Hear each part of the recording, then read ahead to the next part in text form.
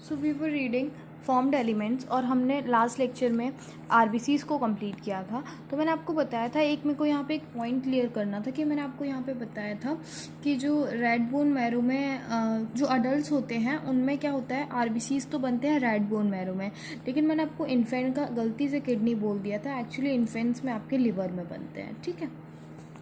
उसके बाद हम पढ़ने वाले हैं डब्ल्यूबीसीज के बारे में। डब्ल्यूबीसीज को हम क्या बोलते हैं, ल्यूकोसाइट।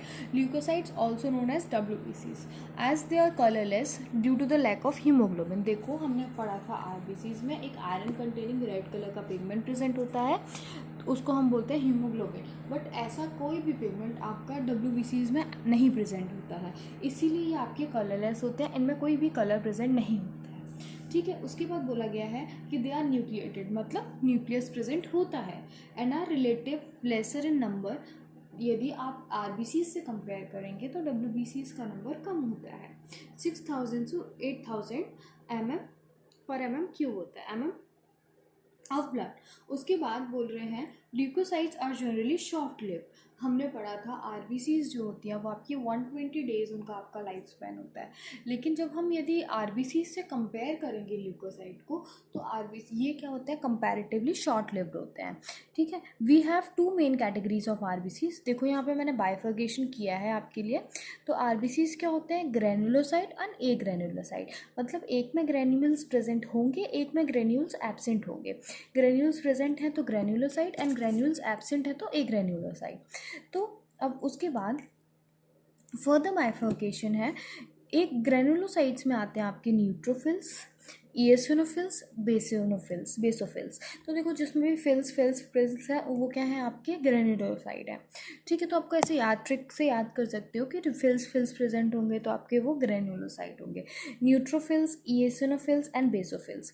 और आपके ए ग्रेनुलोसाइड में क्या आते हैं, साइड वाले आते हैं, लिम्फोसाइट एंड मोनोसाइट, ठीक है। उसके बाद यही लिखा हुआ है, neutrophils, eosinophils and basophil are different type of granulocyte while lymphocyte and monocytes are agranulocyte. Neutrophils are the most abundant cell. Neutrophils जो है इन सब में, न्यूट्रोफिल्स जो कि आपके ग्रेनुलोसाइट में आते हैं, they are the most abundant cell.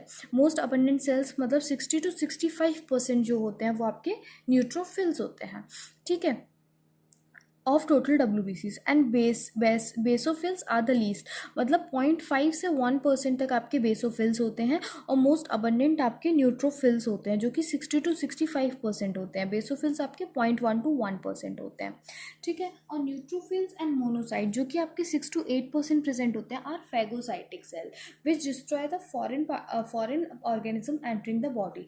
Phagocytic cells कौन कौन से आपके, न्यूट्रोफिल्स एंड मोनोसाइट्स। ये आपको याद रखने वाली चीज़ है कि आपके क्या आपके फैगोसाइटिक सेल कौन से हैं, न्यूट्रोफिल और मोनोसाइट्स हैं।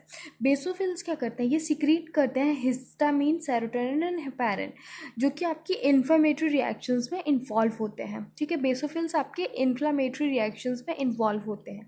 इएसिनोफिल्स जो कि आपके 2 से 3% प्रेजेंट होते हैं, ये रेसिस्ट करते हैं इन्फेक्शन को और आपके एसोसिएटेड होते हैं एलर्जिक रिएक्शंस के साथ, ठीक है। उसके बाद बताया गया है लिम्फोसाइट जो कि आपके 20 से 25% प्रेजेंट होते हैं, are the 2 major type. Lymphocytes आपके 2 मेजर टाइप के होते हैं, एक तो B lymphocyte and T lymphocytes. ये आप पढ़ेंगे जब आप ह्यूमन हेल्थ एंड डिसीज़ वाला चैप्टर पढ़ेंगे तो आप बहुत डिटेल में पढ़ेंगे कि क्या काम होता है बी लिम्फोसाइट्स और टी लिम्फोसाइट्स का इम्यून रिस्पॉन्स में आपके बॉडी में। इम्यूनिटी के बारे में आप टोटल डिटेल में उधर ही पढ़ते हैं, ठीक है। फिर आपको इतना जो मैंने आपको बताया कि ये 20 से 20%, तो उससे ना आपको पता चल गया होगा कि कौन सा सेल सबसे ज़्यादा है, कौन से सेल्स का सबसे कम है। तो उसका एक निमोनिक है, नेवर लेट मंकी ईट बनाना, ठीक है। तो सबसे ज़्यादा न्यूट्रोफिल्स, फिर लिम्फोसाइट्स, फिर मोनोसाइट्स, फिर इओसिनोफिल्स, फिर बेसोफिल्स। ये आपको ऐसे ट्रिक के थ्रू याद हो जाएगा कि कौन से कितने प्रेजेंट है।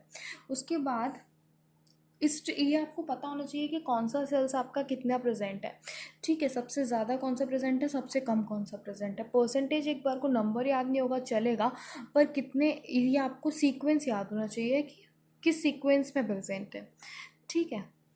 उसके बाद हम पढ़ेंगे प्लेटलेट्स के बारे में, जो कि आपकी क्लॉटिंग फैक्टर्स, जो आपकी मेन क्लॉटिंग में यूज़ होते हैं जो सेल्स, उनके बारे में पढ़ेंगे। ठीक है।